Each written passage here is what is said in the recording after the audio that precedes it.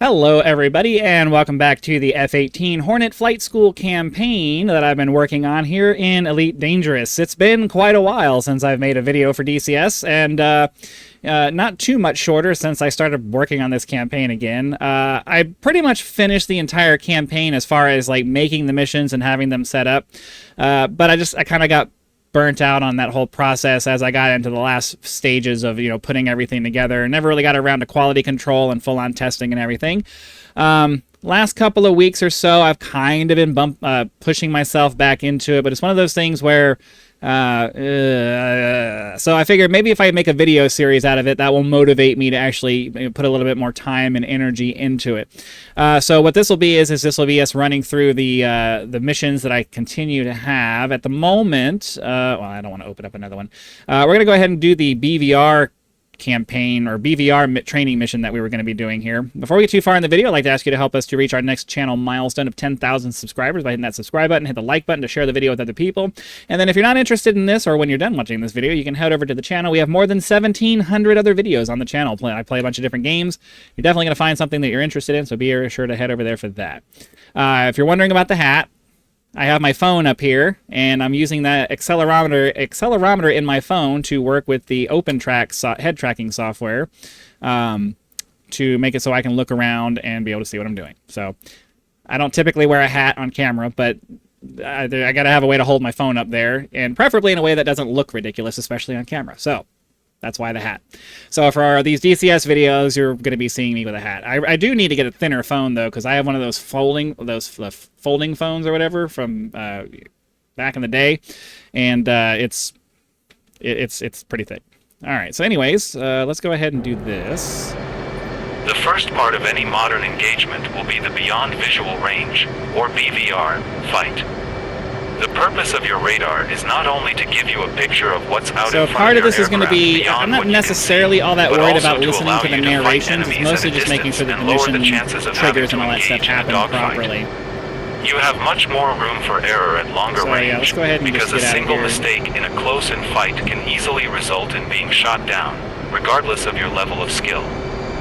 Better to shoot enemies down before you can see them, or at least push them away and deny them the airspace. Today, we're going to engage an older MiG using our radar and aim 120 Charlie.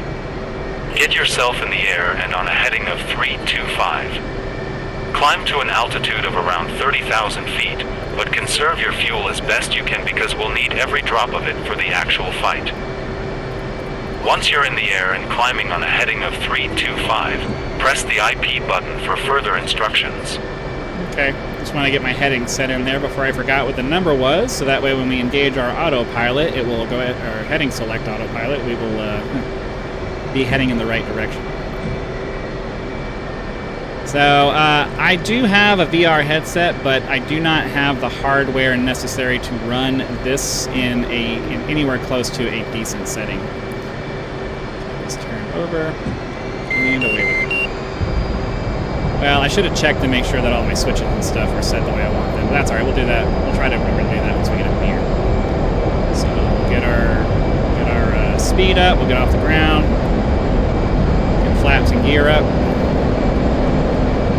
Get our autopilot set to the heading select. Pull back on our throttle to get about 75 gallons per minute. Right around in there. I don't know what the most appropriate numbers are for that. I just feel like 75 is much better than afterburner, so why not? We'll go ahead and put ourselves into air-ground mode. Get rid of the stick. Turn on our chaff and flare. Turn on our EW or RWR, just so we have some kind of information there. Look at the stores page. Well, we're supposed to be in air-ground.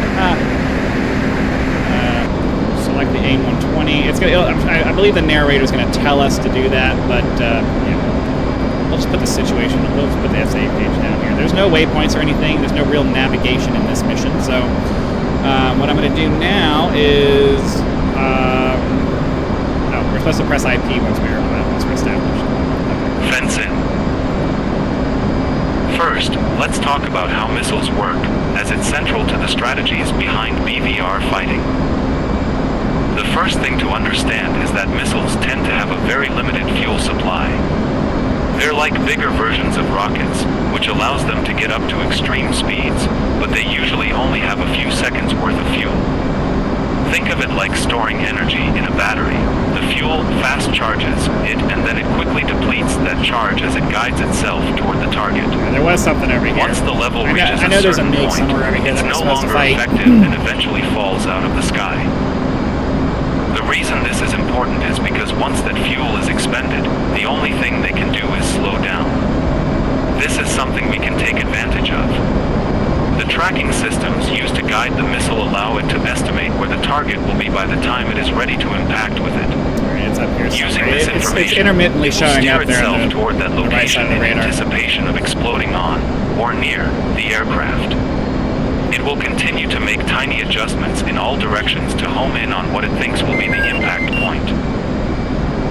While this guidance makes it highly accurate, every adjustment also slows it down since it doesn't have any thrust to make up for the drag associated with flight control inputs. We can take advantage of this by forcing it to make big adjustments simply by changing our direction. Adjusting your heading can force the missile to make a very large adjustment, which slows it down considerably. Get some speed and then we'll pop it back up. The second thing we need to know is that air density plays So this a mission huge is mostly role in the just a lot of range our talking missiles. to explain to you how The thicker BVR the air works, is, the more drag there is on the why weapon, altitude is which important for reduces how shooting, far and it can why fly it's before it very runs out of dangerous for energy. getting attacked. Science tells us that the How the air at radar lower how the radar altitudes is much works in thicker keeping than the air things up in high. within your So knowing this, we can your understand why tracking missiles and all fired that. at 30,000 feet have a much greater range than those fired at 5,000. The air up there is much thinner, which allows the missile to travel much farther. The designers of our missiles understand this fact, and have programmed the weapons to loft themselves up in an arc to get as high as possible before coming back down to rain their terror from above on our enemy. Having a greater range is great, but we have to remember that it cuts both ways. Being up high gives our enemies greater range, too. Even an enemy at 5,000 feet has a better chance of hitting us up at 30,000 feet than if we are closer to the ground. It's something to keep in mind every moment you're in a BVR fight. That said, altitude is generally your friend when shooting missiles, and you have a distinct advantage when firing from a high altitude on a target that's low to the ground.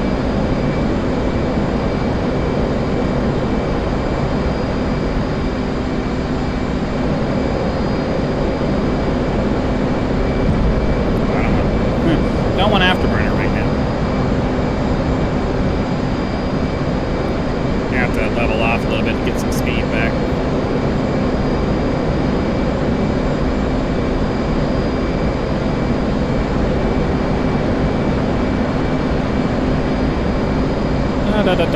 So ideally you're supposed to be, if you're new to all of this, you're supposed to be listening to him explain all this. In the same way that a ball will travel much farther from a moving car than from standing still on the street, a missile will have much greater range when fired from Mach 2 than it will at subsonic speeds. When it comes to fighting in air-to-air engagements, there is a saying in the fighter community, speed is life.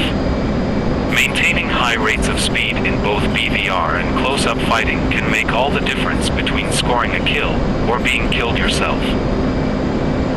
Because of this, certain aircraft are particularly suited for air-to-air combat. The Hornet is not one of them. Our relatively low top speed puts us at a significant disadvantage compared to dedicated fighters such as the F-15 and F-16. This was a compromise to make the Hornet a multi-role aircraft, and we need to keep that in mind when fighting anything specifically designed to shoot us down. We do have an AWACS out This here, I isn't to believe. say that the Hornet is ineffective as a fighter. It can be quite deadly if you're paying attention. Just understand that you're not going to get up to Mach 1.5 like some of the other fighters will, so you'll never have the extreme range of something like an F-16. I think that's what E3 means, and I think that's our AWACS off in that direction. Now that we understand the concepts behind how a missile gets to its target, we need to understand some concepts behind how radars work in a fight. Remember the cone we talked about in the last lesson?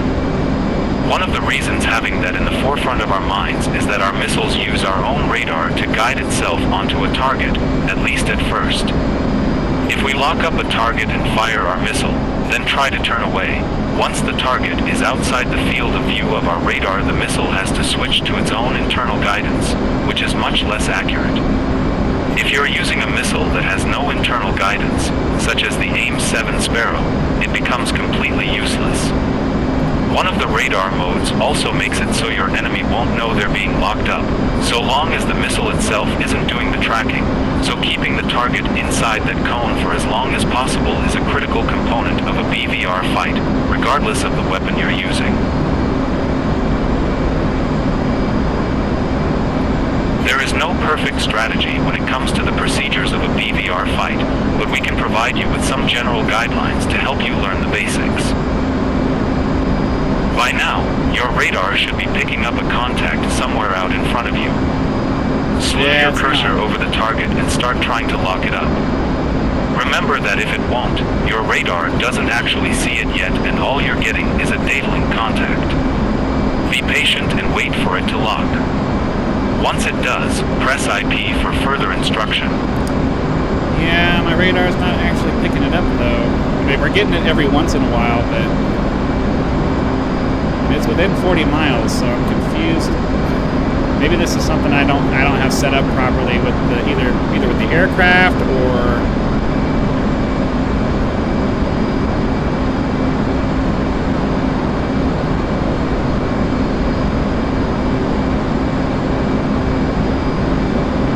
so I would think that we would see it by now. Sorry for the jitteriness. My axis that controls this stuff is just not exactly as reliable.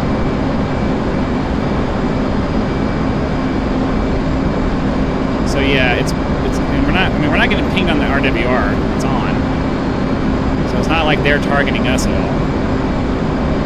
But I would think that by now we'd be able to see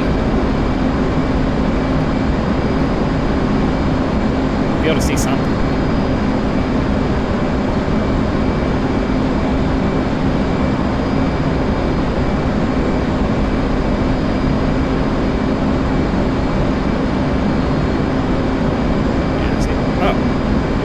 Something there for a second.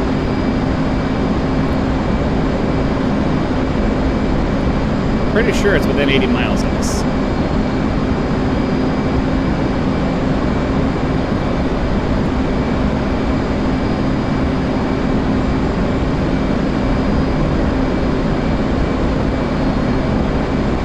Yeah, there's no way for me to like zoom in without zooming in all the way because the axis on my joystick that I have for the pretty much all of the slider axes that I have on my joystick are all worn out, so they jitter a lot.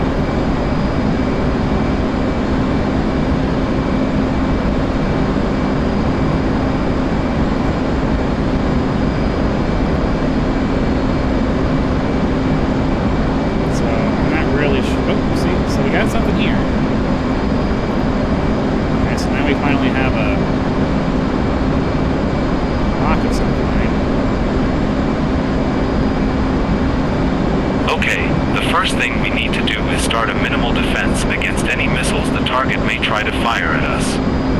Get used to the idea of placing your targets to the extreme left or right of your radar screen, which is called cranking. The idea is to place the target at the gimbal limit of the radar so you can turn away from the enemy as quickly as possible and minimize the chances of being hit should you be fired on. It also forces any missiles to track toward your direction of travel, and we can do some zigzagging to force that missile to keep changing direction to follow us, thus causing it to lose energy faster, though you will usually only turn once to either go cold and escape or turn into the target to fire your own missile. Either way, the missile will be forced to use up more energy because it isn't able to track a straight line toward you. Go ahead and crank to your left and bring the target as close to the right side of the radar as you can without losing it.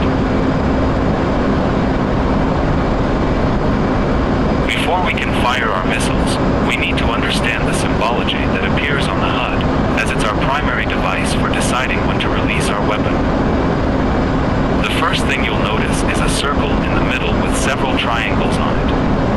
These triangles indicate the various ranges approach your target, the thick solid line will start winding down into a thinner line, along with an indicator that represents the target's range. As it passes through the first arrow, you've entered the maximum effective range of the missile, though the term effective assumes the target doesn't try to avoid it. Realistically, firing at this distance will never result in a kill.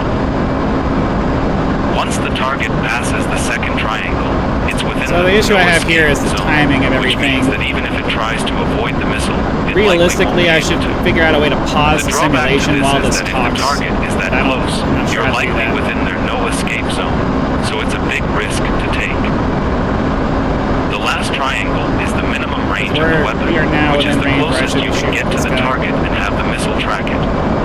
It takes a few moments for the weapon to get aligned to and start tracking the target, so we definitely don't want to use radar-guided weapons up close.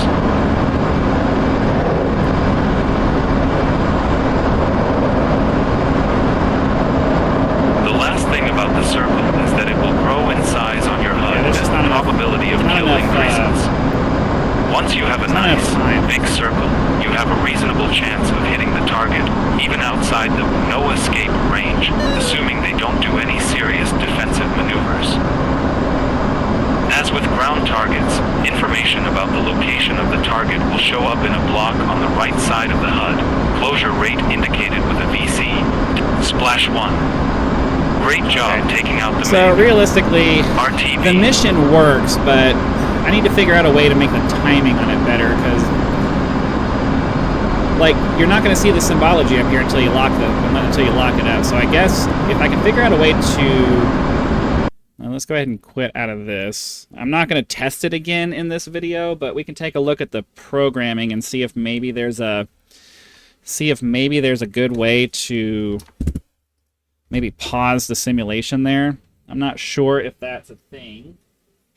I'm trying to get my throttle out of the way so it's not in my way while I'm trying to do that. So we'll take a look at the mission editor really quick. It would be nice. We talk about air density, speed.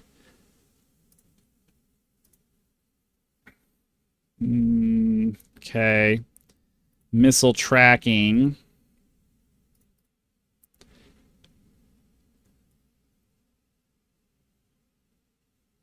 I'm trying to remember what we were looking at.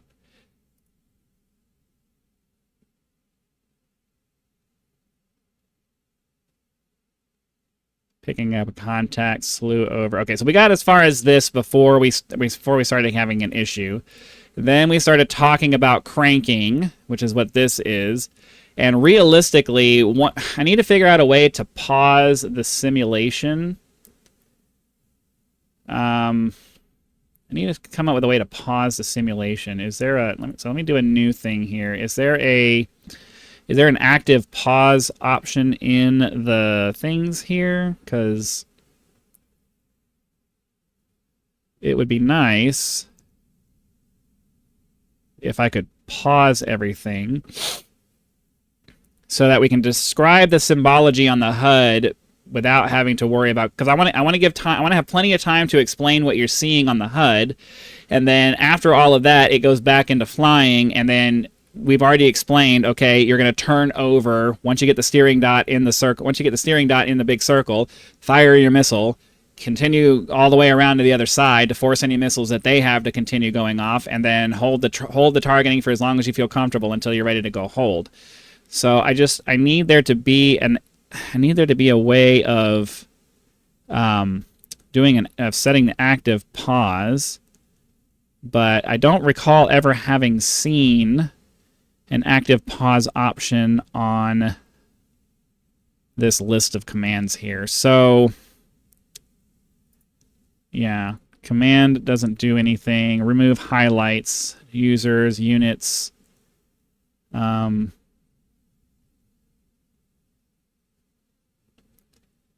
Yeah, I'm not sure. Like, I know the mission works, and if you don't need to wait for the instructions, it works fine. But so I guess the question about that is, rather than me trying to figure out a way to do that, I could say I could just include an instruction to turn on active pause until directed to unpause again. That's probably one way around it. So while I'm thinking about that,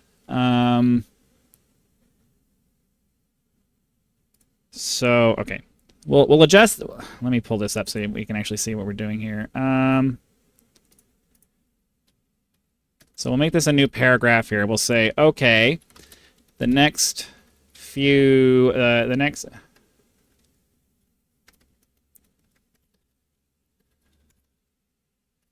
say, how do I want to write this? It'll take a few minutes to cover what will happen next. And that's not enough time to avoid the MiG. So let's act. So go ahead. So go ahead and activate, or go ahead and turn on active pause so we can talk about this without any interruptions. Okay, so we'll do that, and then at some point I'll go back and at some point I just wanted to save it. I didn't need you to do that. What? Why are you doing that?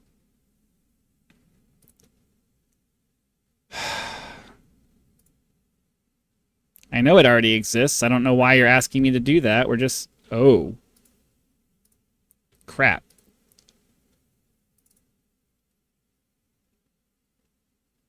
Am I going to have to redo this? Oh, okay. BVR cranking. Oh, damn it. All right, fine. Okay, the next set of instructions require a bit of explanation. So let's turn on active pause via the appropriate keybind so we can go over it without interruption. Can I save it now? Okay, cool. And then the last thing I want to do before we end the video is I want to go back over to where we actually are going to go do that. Once you get around 20 miles after the missile is away, begin a steep descent.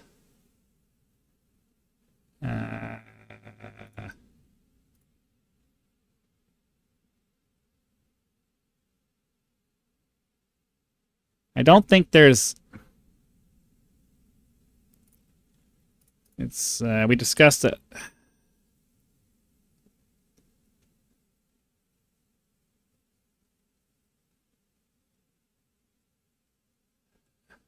Okay, so I guess I'll put it back over here. Go ahead and disable active pause using the appropriate keybind to take out the MiG. Okay, so at some point I'll go back and re-record the audio for that, but at the very least we know the text is there so that if they're paying attention to the text and I forget to do the audio for whatever reason, that's fine. But one of the tedious things that I'm going to have to do as part of all of this is go back and listen to the audio while I'm reading the text to make sure that it all lines up, which that's going to take a long time to do. That's not something I'll do on camera. I'll only show you guys me testing out the things. But anyways, yeah, that's going to do it for this video. Hopefully you enjoyed it. Click the like button to spread the video out to more people. Subscribe to the channel to help us reach 10,000 subscribers. If you'd like to support the work that we're doing here, you can click the join button to get early access to videos, among other perks, depending on the tier that you choose, or you can just leave YouTube's version of a tip with the thanks button. So again, thank you very much for watching this episode of DCS World. Be sure to come back for the next lesson that we're going to do, and I'll see you then.